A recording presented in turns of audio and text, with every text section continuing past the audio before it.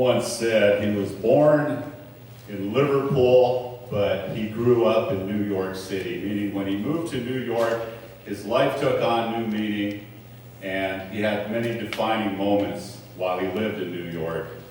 I can say I was born in western North Dakota, but I was raised in Sioux Falls, South Dakota. I have so many fond memories of this city.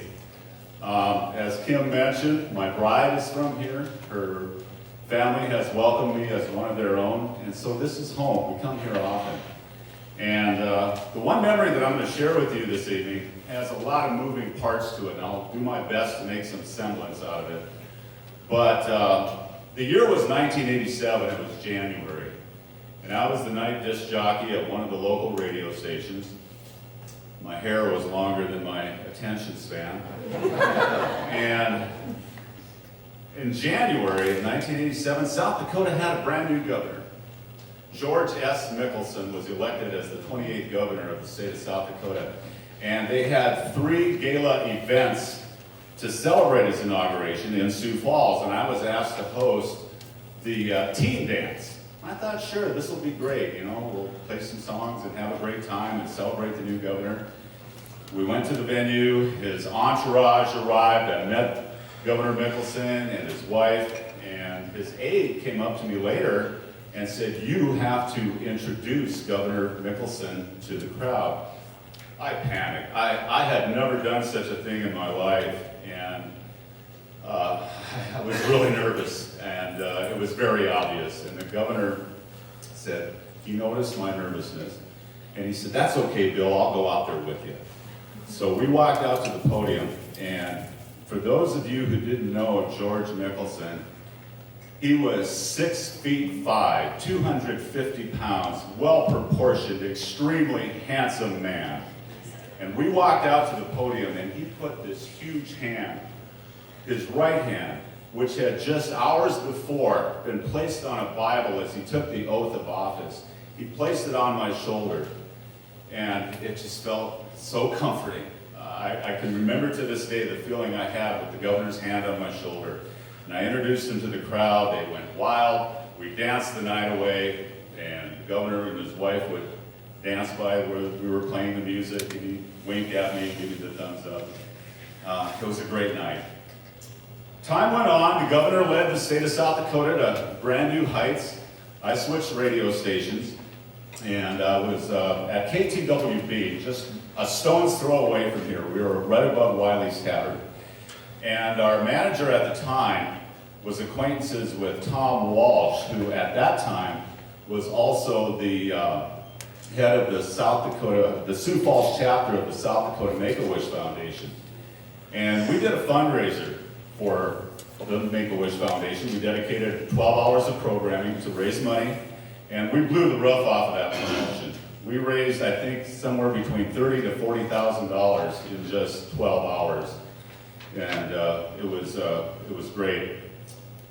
And a little more time passed to April 19th, 1993.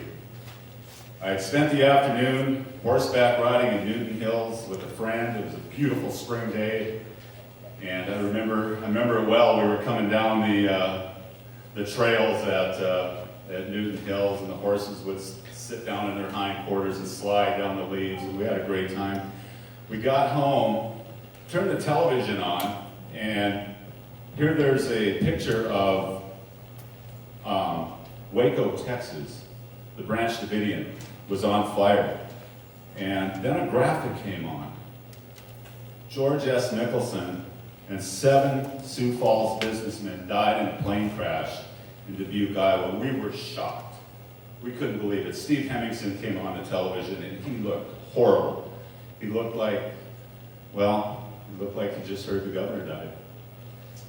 So we mourned with the state of South Dakota. We watched the processional from the Capitol and Pier to Brookings, and we all just felt such a great loss by losing the governor and those businessmen and the pilots in that plane crash in Dubuque, Iowa. A little more time passed after that. We were moving the radio station out of where we were downtown here, and we were in a part of the radio station where the announcers had their mailboxes and they'd get their production orders and station memos and things. And we pulled the counter away from the wall, and somebody noticed a letter stuck behind the countertop. We pulled it out. It's addressed to me, and it's from the governor of South Dakota, George S. Mickelson. I received that letter after he passed away, and that took some time to process. The letter quoted Winston Churchill. He said, "We make a living by what we do, but a lifetime by what we give." And you, in some small way, Bill, have given a piece of yourself to make life better for other people. Thank you for making South Dakota a great place to live, work, and raise a family. Wow, that, again, took some time to really feel the depth of that letter, particularly because I received it after he was gone. I had the letter framed, and I looked at it, and there was something about this letter that kept calling me back. There was something mysterious about this letter, and I couldn't figure it out. And it took me a couple of years. The letter was dated April 27th, 1992. What could that mean? I did some math, I wrote things down, I couldn't figure it out. And what I came up with was that letter was drafted 1 year minus 1 week minus 1 day from the day he passed away. Wow. I'd always been intrigued by like numbers in triplicate. In fact, my email address is wildbill444. You see them on street signs, you see it on your clock, you see it on license plates, you see numbers in triplicate, and I wondered what that meant. 111. And the explanation that I came up with was that anytime you see numbers in triplicate, it signifies the presence of angels.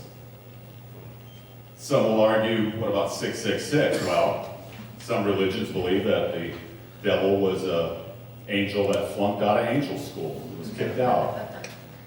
So today, as Kim mentioned, I am the media director for the North Dakota Cowboy Hall of Fame. I live on an acreage homesteaded by my grandfather.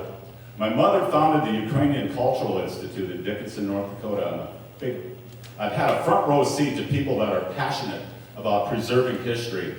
And I'm in the process of putting together a public talk, being a public speaker to heritage foundations and cultural entities and things of the like, and tell them about the importance of documenting history. And I'll be able to do that speech. I can do that. Why?